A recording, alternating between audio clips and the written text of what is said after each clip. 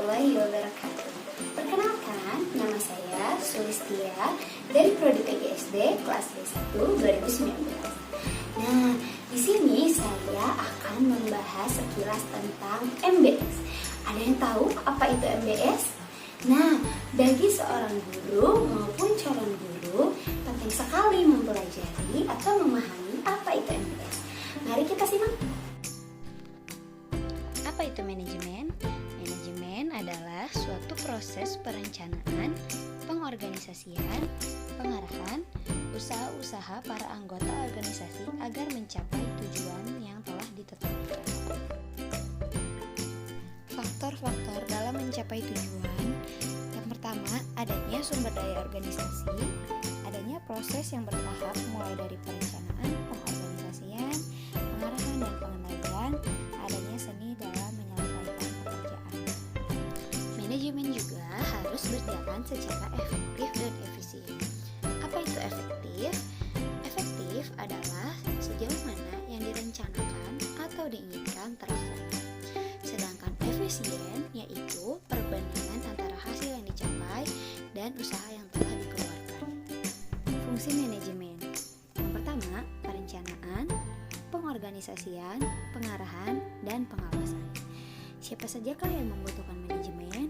Contohnya, perusahaan, semua tipe organisasi, dan semua tipe kegiatan. Mengapa manajemen dibutuhkan? Yaitu untuk mencapai tujuan, untuk menjaga keseimbangan di antara tujuan-tujuan yang saling bertentangan, dan untuk mencapai efisiensi dan efektivitas. Salah satu masalah pendidikan yang kita hadapi saat ini adalah rendahnya mutu pendidikan pada setiap jenjang dan satuan pendidikan, khususnya pada pendidikan dasar dan menengah. Salah satu upaya yang sekarang sedang dikembangkan adalah reorientasi penyelenggaraan pendidikan manajemen berbasis masalah. Apa itu manajemen berbasis masalah?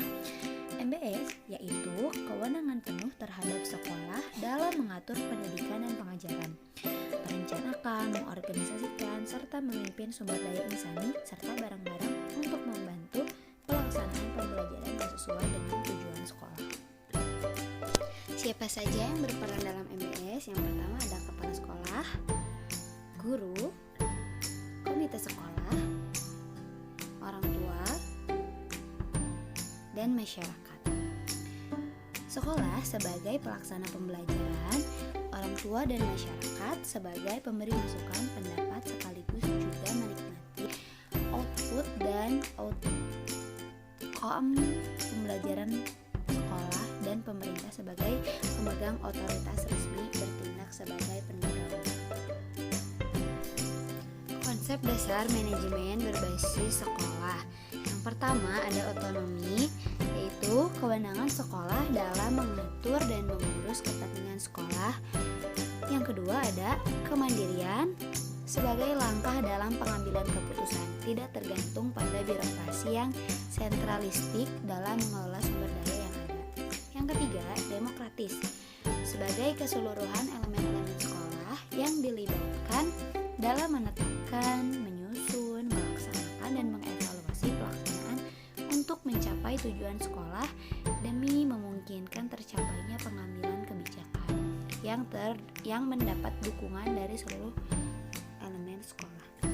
Tujuan penerapan MBS: yang pertama, meningkatkan kualitas pendidikan, baik itu kualitas pembelajaran, kualitas kurikulum, kualitas sumber daya manusia, guru maupun tenaga kependidikan lainnya. Yang kedua, meningkatkan kepedulian warga sekolah dan masyarakat. Yang ketiga, meningkatkan tanggung jawab sekolah, dan yang terakhir, meningkatkan kompetensi yang sehat antar sekolah. Karakteristik MBS menurut Saud 2002.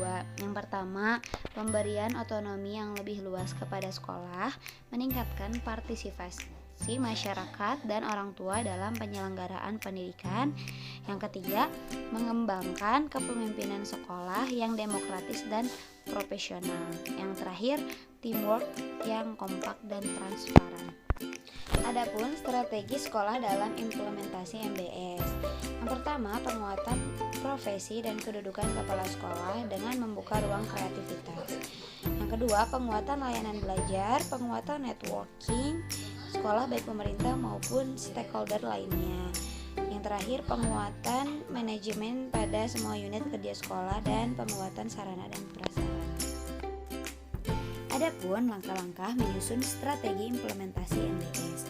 Yang pertama, menentukan visi, misi, dan tujuan sekolah, mengidentifikasi tantangan meta sekolah, mengidentifikasi fungsi-fungsi yang diperlukan untuk mencapai sasaran, menggunakan analisis SWOT untuk memecahkan persoalan, meningkatkan mutu pendidikan, dan yang terakhir, rencana peningkatan mutu monitoring dan evaluasi.